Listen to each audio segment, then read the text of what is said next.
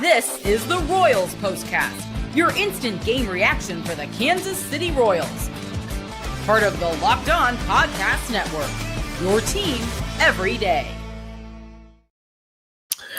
Welcome in to the Royals POSTCAST. I'm your host, Chance Liebau, here on a late Tuesday evening. Royals picking up a 8-4 win over the LA Angels. I appreciate you for joining us here on the Locked On Royals POSTCAST. Don't forget to like the page, subscribe to the channel, like the video.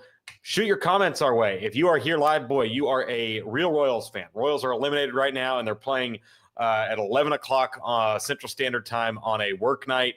I'm going to get in here. I'm going to get out of here pretty quickly. This is going to be a pretty short episode because I, like many of you out there, have work in the morning. So I'm going to make this a pretty quick episode because there's not a whole lot to talk about from this one. It was a really impressive win for the Royals, one that I think bodes well heading into 2026. That's going to be a lot of what we talk about here in this last week of episodes, is just how these last weeks or so affect next season, if they change our opinions on anybody or if they move the needle on any guys. And today, I think, was about the guy that was on the mound, Cole Ragans, making his second start since returning from the injured list. And while he looked really good and crisp last Wednesday, Cole Ragans was really, really good today. I was super impressed with Cole Ragans on the mound today. They stretched him out a little bit, and until giving up a 2-run homer in that fifth inning, Cole Ragans was about as good as it gets. And that will be the subject of what you'll be talking about. This is what you'll be talking about. Cole Ragans, man, today on, what was it, 72 pitches, 10 strikeouts, 1 walk, 3 hits, a 2-run homer, and that was it. And I get it. The Angels are not a team that is going to mistake anybody for a playoff team or a team that's going to be a juggernaut. But listen, they're paid just as much as the Royals are to try to win baseball games. I know that, Shane came in here in the chat and was fairly negative, saying they're going to beat a minor league team. I mean, a win's a win. I get it. It doesn't mean anything in the scheme of things because they're out of the playoff race. But I'd rather them look good in this game than look bad. But I was really impressed by what we saw from Cole Ragans today. An Angels lineup that has been fairly pedestrian this season, but man, he just mowed them down all game long. The entire Royals pitching staff was really, really good. 13 strikeouts as a whole from the pitching staff. I know that Sam Long did not have a good ninth inning, but since when has Sam Long had a clean ninth inning in his career? But Royals pick up a big win, and Cole Ragans a big part of that. Let's take a look at his Baseball Savant page, because this is something that I like to do on here because it's one of my favorite things to do about after a game. Cole Ragans, after a really good start, and we had seen him really, really do a good job in his first start about attacking guys with fastballs. And this is a major tick up from where he's been at throughout his career. I mean, 42 fastballs, 58% fastballs. That's a major tick up. Did not throw many sliders. That is not something we have seen from Cole Ragans much this season. Fastball velocity was a bit down, but I don't think that's too big of an issue. Cutter, 90% in the strike. That's been a pitch that he's struggled to get in the strike zone at times this season. Got some swing and miss, 50% swing and miss rate. I think that is about as good as you can ask for from Cole Ragans. I mean, we've talked about it too many times on this show. The Royals don't have enough guys on the roster to get swing and miss stuff. They just don't have enough guys that are able to create swing and miss stuff. That is something that Cole Ragans brings to the table that we don't see from guys on the current pitching staff. That's what encourages me. That's what I feel really good about with Cole Ragans, is he is against the norm of what we've seen from the rest of the guys that the Royals have gone through this season. Maybe you could say Chris Bubich is one of those guys you could get some kind of strikeout stuff from, but he's too much like a Michael Wacha, where if one of those pitches isn't good, then he really just doesn't have an arsenal whatsoever. So a guy like Cole Ragans, while I understand that some people might want to shut him down or not have seen him, I think this may be his last start. It would be a shock to me if he made a start on Sunday in Sacramento. But if this is his last start, he goes into next season as the unquestioned, unparalleled ace of this pitching staff, because he has been the best pitcher on this pitching staff. And I know that he had a rough start to the season if you just look at the raw numbers in terms of, well, his ERA was up.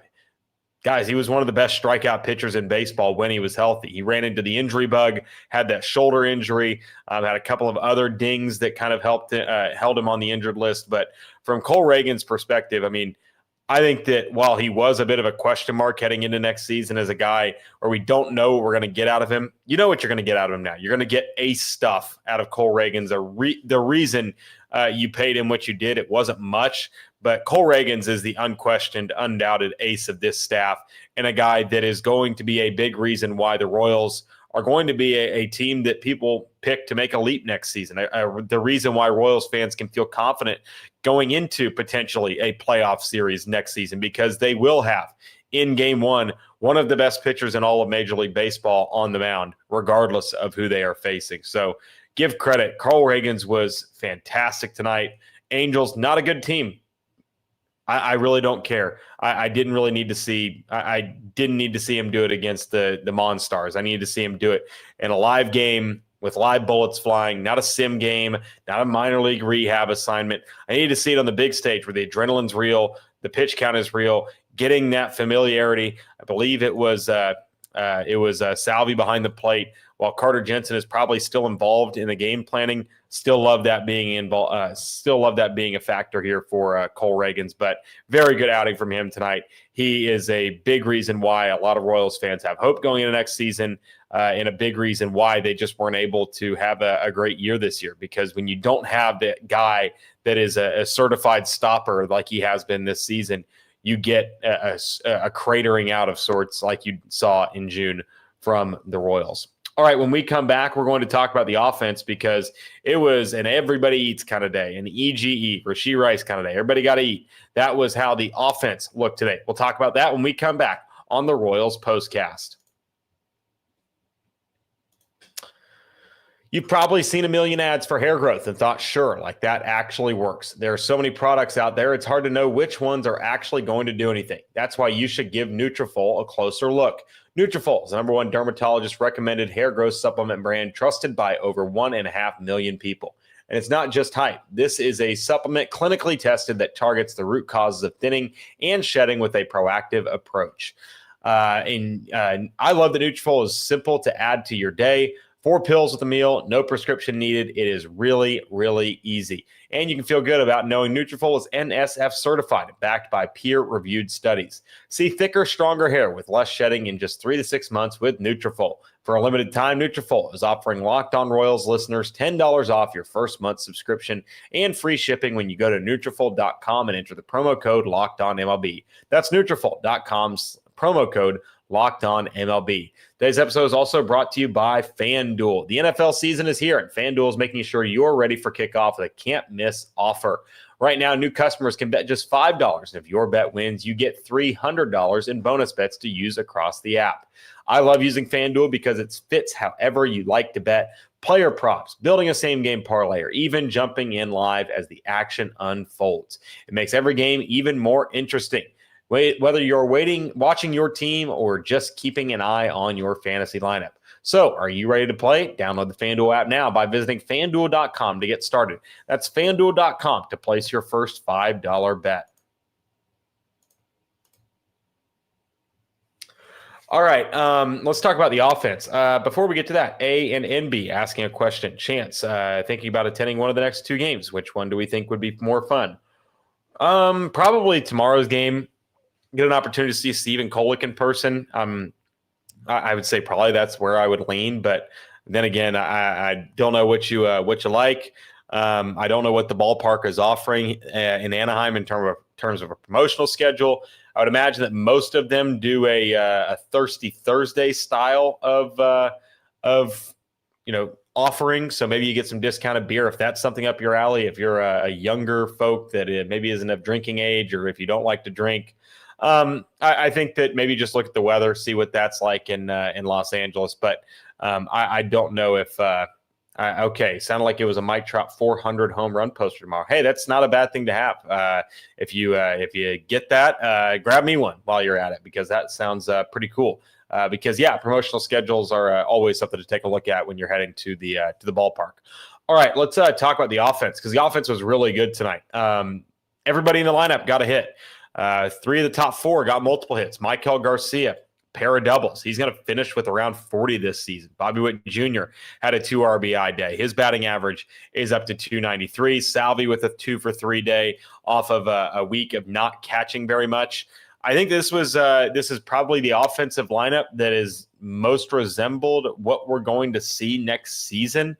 Maybe you'll see I would assume you'll see Jack Caglione instead of Mike Yastrzemski, and maybe you see another outfielder. But Jack and I were actually talking about this today. What of the rentals you think might come back? And I really didn't know which of any would come back. I know that Randall Grichuk is probably not a guy that comes back for 2026, but today 1 for 5. I know that it's pretty, it's not a great pitching staff you're facing, but still. And Carter Jensen, I know he picks up just 1 hit, but a double. I felt like Carter Jensen was in command at the plate. I mean, I think that just his approach at the plate is one of the most impressive things about Carter Jensen. Jack Caglione looks like he's pressing sometimes the plate, especially when he first came up. Not so much now because the Royals are out of the playoff hunt. He's kind of just playing for fun right now. Carter Jensen just looks in complete control of the plate. I think he struck out or had one earlier tonight where there just was not a strike in the zone, and Carter Jensen spits on it. It comes away as called a strike. Like, Carter Jensen knows what pitches to chase and what pitches not to chase. He is a very, very good, disciplined hitter, something the Royals lack in this lineup, something that Vinny Pasquantino and MJ Melendez, when they both came up, were borderline, I wouldn't say borderline elite, but they were really good at being professional hitters at the dish. And then they continued to progress. They continued to try to become big league hitters, and they kind of lost what made them as good as they were as rookies, which was that patience and that ability to wait for your pitch. Tonight, it was Carter Jensen. He was really good at the plate in terms of just commanding the strike zone, and I thought that was the most impressive thing from Carter Jensen tonight. And just the rest of the lineup, John Rave even comes in and gets a bunt hit as a pinch hitter. Tyler Tolbert got the start in center field and picked up a hit.